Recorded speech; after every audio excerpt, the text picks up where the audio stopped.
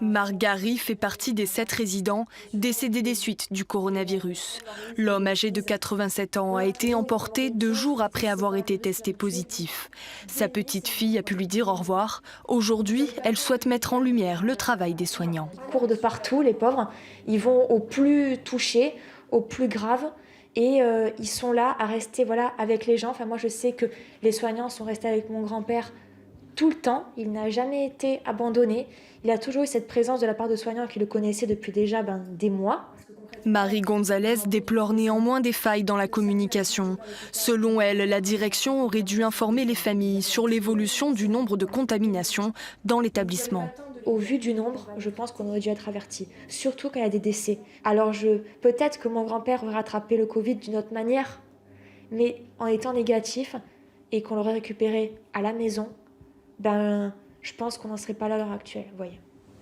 Depuis l'apparition du virus à la mi-octobre, l'établissement réalise des tests plusieurs fois par semaine. Mais face à l'incertitude liée au temps d'incubation, la direction estime difficile de livrer des chiffres précis au jour le jour sur l'évolution de la contamination.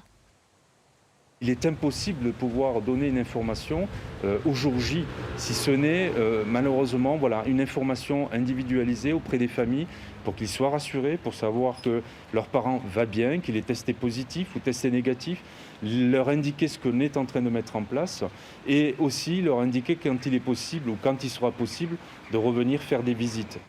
La cellule psychologique dédiée aux familles a été renforcée.